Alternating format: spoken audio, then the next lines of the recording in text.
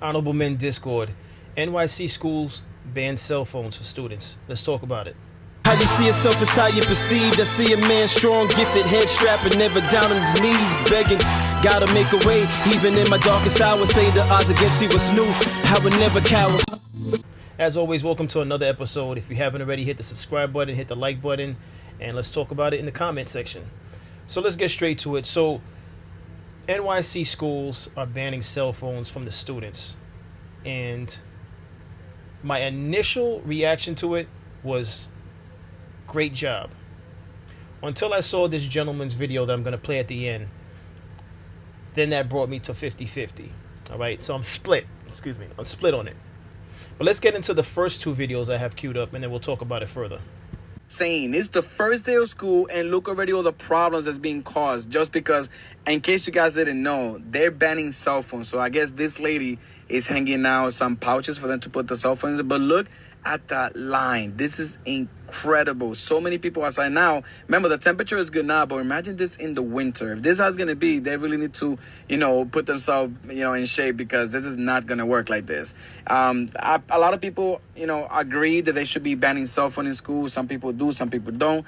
I'm on the fence myself. Number one, it's a good thing because a lot of, kids, they just want to be on the phone all day. They're not even paying attention to the class. And just so you guys can have an idea, it is 8:44 a.m. and people are still outside. Most of these people got to go in school like about 8 o'clock. It is 8:44 and people are still lining up outside, meaning if they're really going to go through this every single day, they really need to do something about this, because it is not fair to have these kids waiting outside 1 hour to get inside the school. What do you guys think about this? All right, so what I think about that is he's absolutely right, but anytime you implement something new, you have to figure it out, right? You have to figure out how you're going to work around it.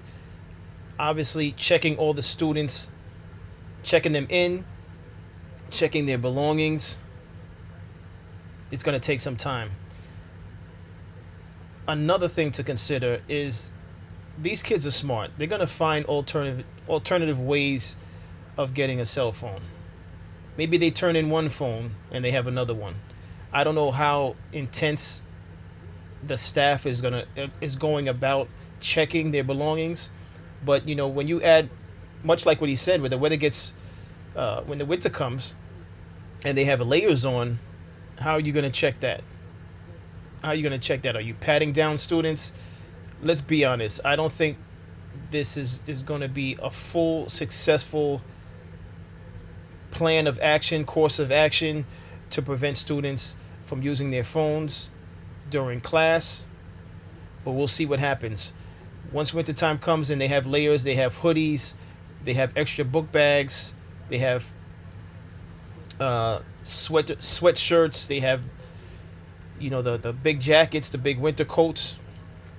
How do you check them for sure? How do you know for certain that they don't have something on them?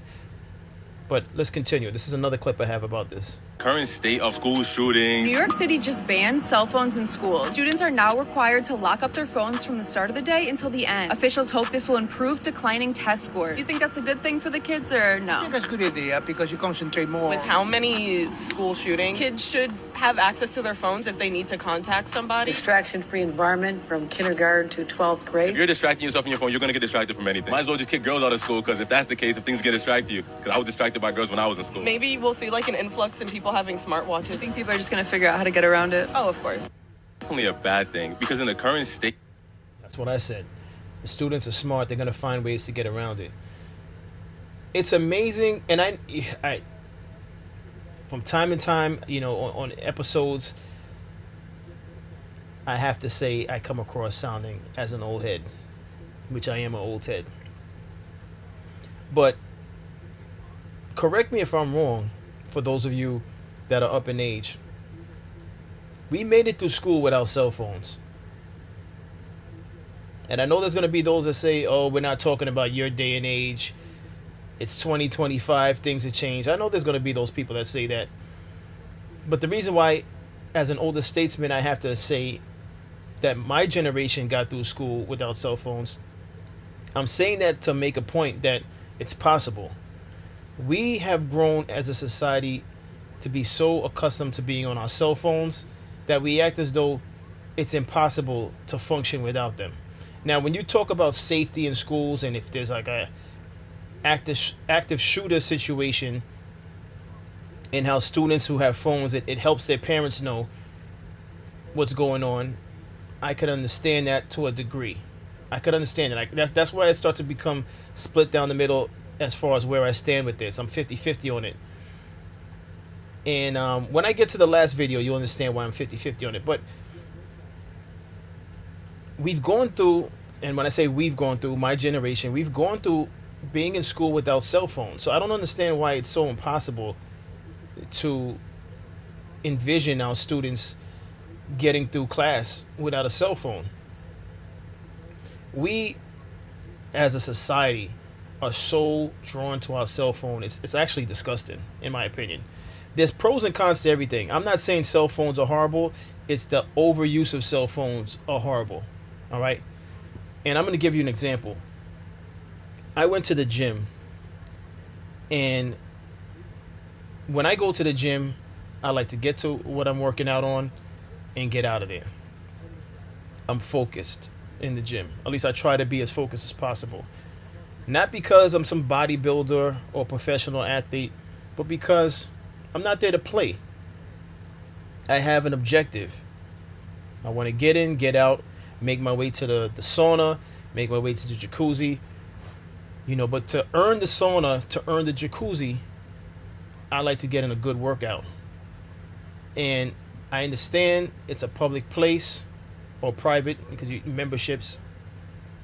But the amount of people that hog machines while just sitting on a cell phone and not doing anything is incredible. It's incredible. I know of 2 individuals when I went to the gym that were literally sitting on the machines and not doing anything. Not doing anything. Machines that I needed. Now, had they taken a long time, I would have eventually went up to them and asked if they were finished using it or not. But it's just ridiculous. It's either you're working out or you're on the phone. And this is for adults. And I know I'm sidetracking a little bit because this is about students and NYC banning cell phones from schools. But it's not just a students thing. It's a society. It's a societal thing. Within society, we're just hooked on our cell phones. At least some of us are hooked on our cell phones. And by all means, if you're getting business done, if you're taking care of bills, if you're doing productive work on your cell phone, this video doesn't apply to you. But how many of us are doing productive work on our cell phone? Particularly when you're at the gym and you're supposed to be getting a workout on. I won't even go into how it's affected the dating scene.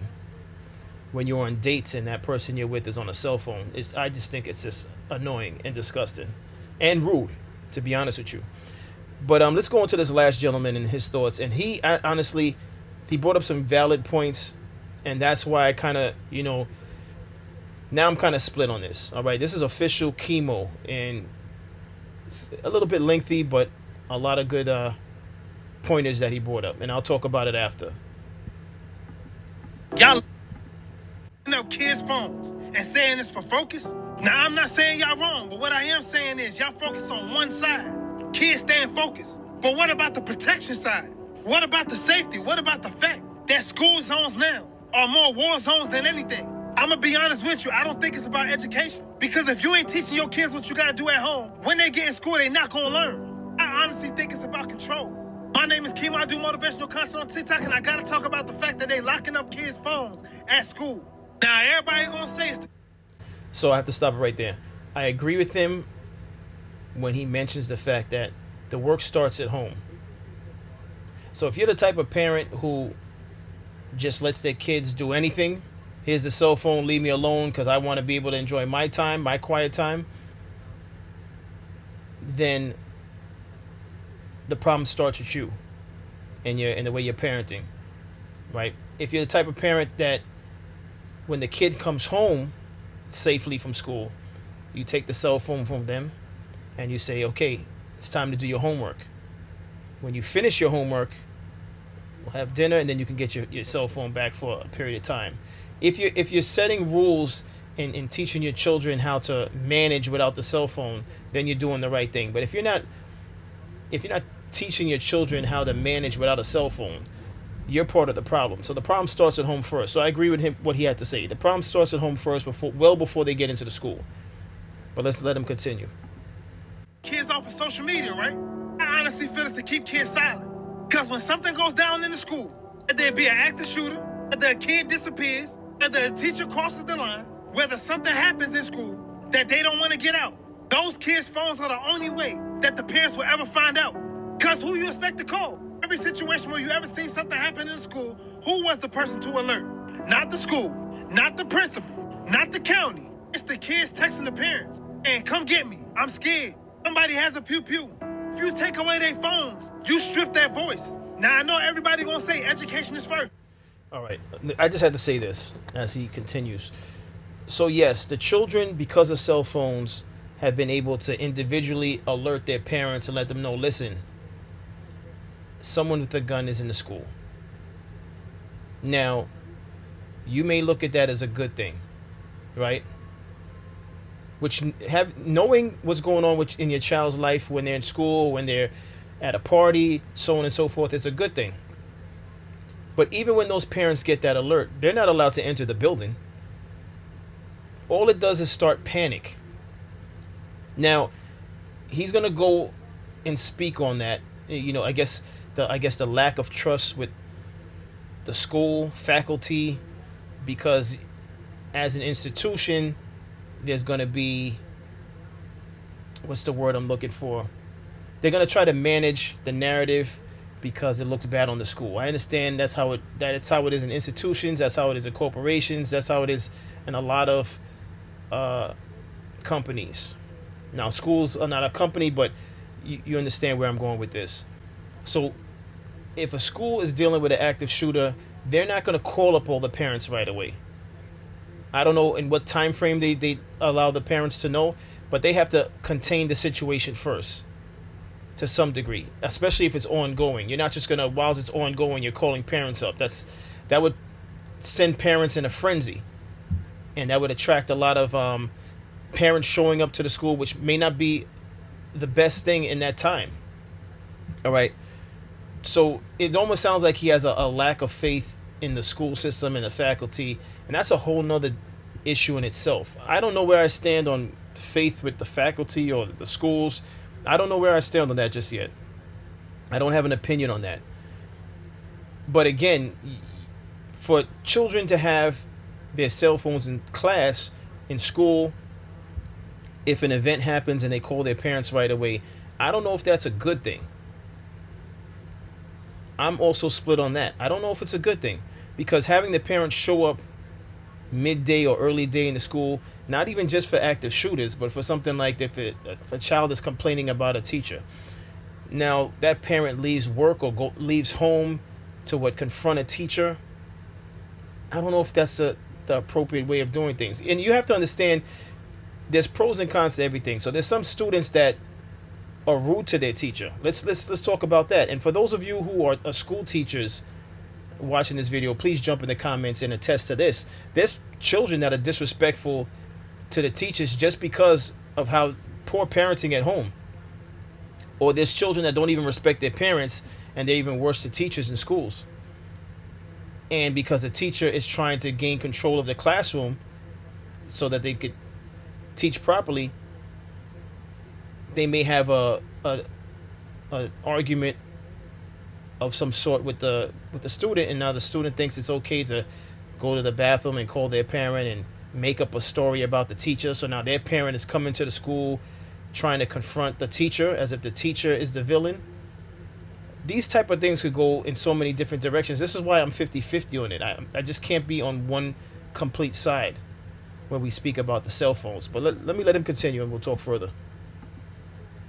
Rightfully so, you can say that. But I'm here to say, where's the protection side of this situation? They're not spending the money adding programs for financial literacy, health, wealth, stuff like that. It's the same broken system that they want them to focus on. I'm not anti-school, but y'all gotta follow me. If you take their phones, you strip their voice.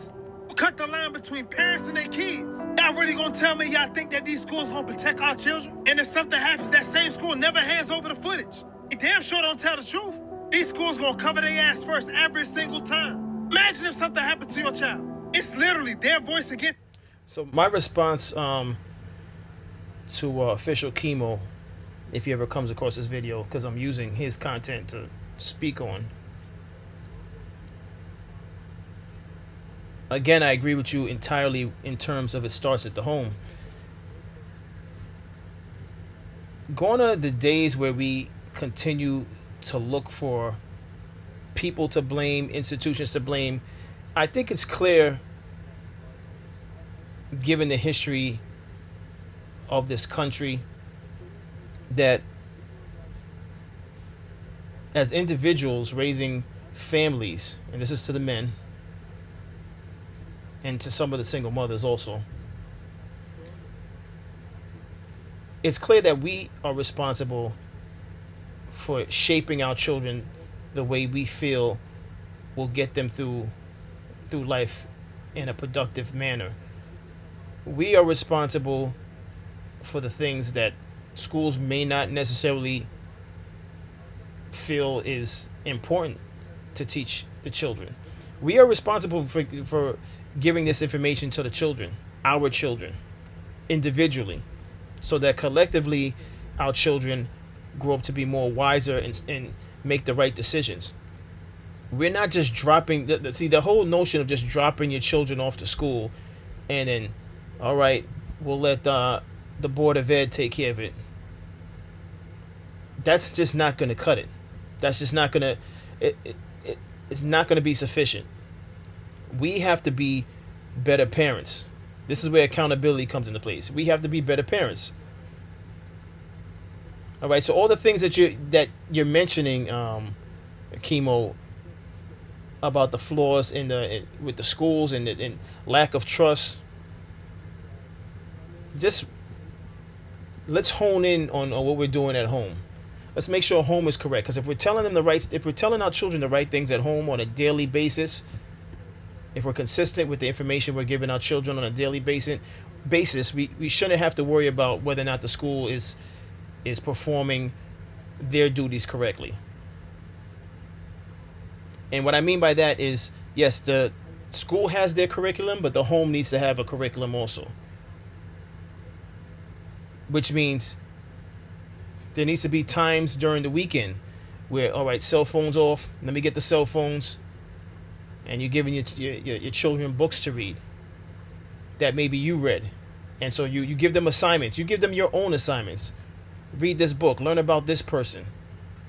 And when you finish, we're going to have a discussion about that person. Tell me your thoughts on that person and why they did what they did. Do you understand why they did what they did? Educate your children beyond what they're learning in a school building. But we've all become lazy to a degree. And some of us, it's not a matter of being lazy, because I'm not going to just make a blanket statement like that. Some of it is that we're caught up in working extra hours. We're caught up in 2 jobs. We're caught up in, if it's a single parent home, we're caught up in making ends meet for the lack of a second person. I get it. But we should still make time to have those conversations, daily, consistent conversations. I emphasize daily, consistent conversations with our children, letting them know our expectations and what to do in case of this. The school's going to have its protocol, but we need to also implement our protocol and our expectations for our children at home consistently, to let them know this is to the point where it becomes second nature, to let them know you're serious about how they're supposed to interact in class, how they're supposed to respect their teachers, so on and so forth. But let me let him continue. No proof unless they want to give it up. This literally isn't school anymore. This is prison without bars. This is called conditioning. Right now, they're not building thinkers. They're trying to build yes men, compliant little workers, know how to shut up and follow orders, not ask no questions. Where's the financial literacy classes? Where's the mental health education? Where's the real life prep? Oh, y'all focus on their phones because it works against your system. System made to block people out of the reality of life. You don't want them learning. You want them obedient, dumb, and controlled. Look, I feel like kids need to keep their phones on. Yes, I know social media. Yes, I know they might not be focused. But the real reality of this situation is everything that's going on right now is made to control and silence. That's the future right there. Them kids. And I'm going to be honest with you. I feel like them kids need to keep their phones on them. Maybe on silent, but definitely accessible. Because if these schools can't guarantee safety, they shouldn't be able to silence the alarms. Our parents need to wake up. Because if you don't stand for nothing, you're going to go. I just have to say this, Chemo. When has society ever tried to build leaders? And if I missed that lesson, please let me know in the comments. I don't remember society ever trying to build leaders.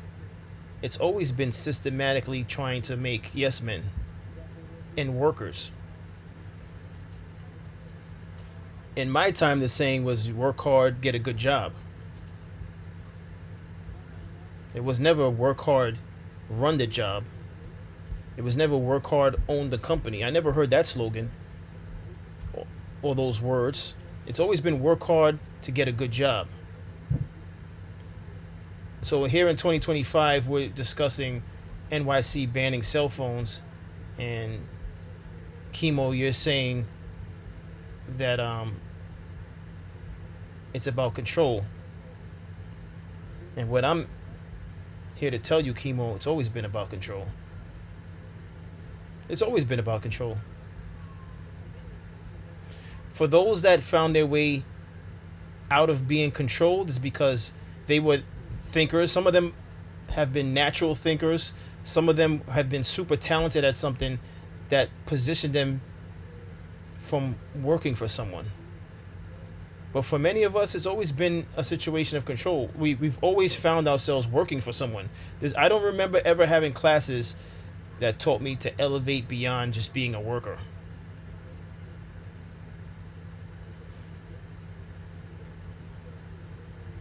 It's always about being a good worker, how to qualify for the job, not to run the job. Which is why, as I've gotten older, I said to myself, just as a free thinker, I said to myself, when I watch sports, I'm like, I wonder how the people who own teams got to that position. What's the roadmap to those positions? Forget the basketball players, forget the football players. I watch the NFL, I watch the NBA, so on and so forth. Soccer, baseball. What's the road to own the team? What's the road to be a commissioner? Roger Goodell. What's the road to that? What is the road to that? How do you get there, if it's even possible? No one ever sits back. Well, got to be careful saying no one. How many of you actually sit back and say to yourself, how do you get there?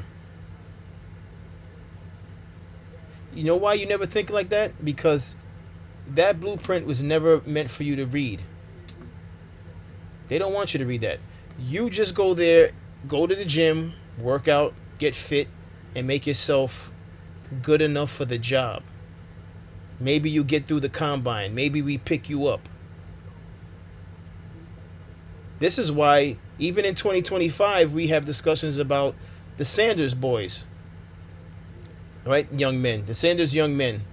On whether or not, they'll be successful in the NFL. We already know what happened to one of them with getting ejected from the game and possibly, I think, kicked out of. I don't even know if he's still in the on the team or not. But the point I'm trying to make is, it's always about working for someone, qualifying for someone, having the credentials for someone, for a company.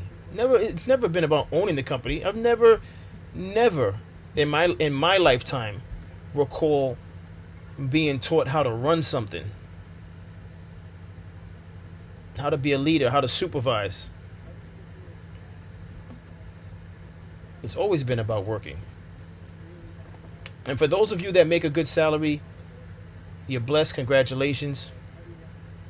But you work for someone at the end of the day. You don't wake up and say, you know what? Today I'm staying home. I'll show up tomorrow. You don't have that authority. It doesn't matter what your salary is. You don't have that authority. But you don't question it because that's the system. That's the system. But one thing I will say about the system is someone has to do those jobs. All right, so let me just be clear on that. We can't all be leaders. We're not all qualified to be leaders. We're not all qualified to be supervisors. There's going to have to be workers. No matter what system we have, there's going to have to be workers. But let me let him finish saying what he's saying, and I'm going to wrap up this video because I don't want to make this long-winded for no reason. Be honest with me. When has that shit ever worked out for you? And if nobody told you, remember Chemo told you, stay motivated and protect your kids like their life depends on it, because clearly it does. Let me get this straight. Y'all lock. So yeah, that's my thoughts on it. I'm split down the middle. I think as adults and for the children, there's just way too much phone time. And yes, it is a distraction. All right. There's pros to cons to this. What I will end saying pertaining to this is I'm for it. Let's see how this works. I'm all for it. I'm all for trying something new that's not affecting the students in terms of safety. I don't think it's going to affect their safety. Now, in the event of God forbid, in the event of an active shooter, the way they have their phones locked up might affect them getting their phones back. So that becomes a safety issue. But as far as their education, let's talk about their education, because the active shooter situation can potentially be resolved and stopped at the doors with metal detectors and with school safety.